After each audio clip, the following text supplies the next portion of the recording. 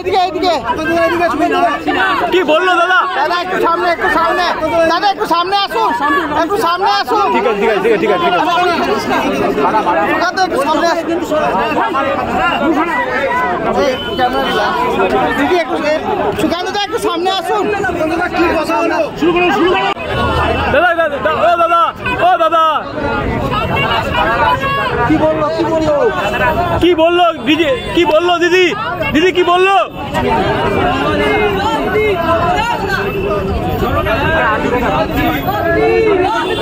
ও দিদি কি বললো? কি বললো দিদি?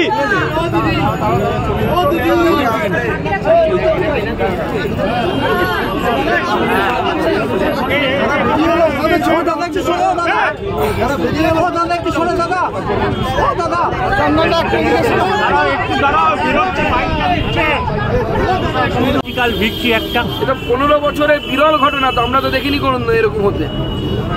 এটা আমাদের আজকে আন্দোলনের জয়, এবং আমাদের এদেরকে আমি প্রণাম করব, আমার মা বোনেদের। এদের যে টেনাসিটি, এরা যেভাবে লড়াই করার মানসিকতা নিয়ে এখানে ভোর 5টার সময় রওনা হয়ে 12 ঘন্টার উপরে হয়ে গেছে, 14 ঘন্টা তারা এখানে 2.5 ঘন্টা বসে থাকার পরও বলেছিলেন না কথা বলে যাব না, এবং আমরাও বসেছিলাম না কথা বলে যাব না। আমাদের থানার আইসি ডেকে কথা বলতে চায় না।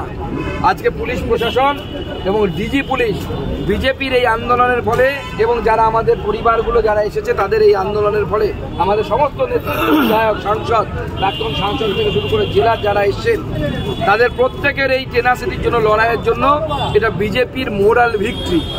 আমার বিশ্বাস আজ যেমন ডিজিপি নতজানু হয়েছে, আগামী দিনে এই জেহাদি মুখ্যমন্ত্রীকেও আমরা নতজানু করব, তাকেও বাধ্য করবো বিজেপির কথা মানতে, বিজেপির কথা শুনতে। Thank you.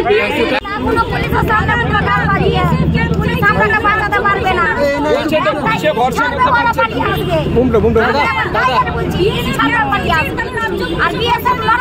দেখুন, ভিকটিম বলছে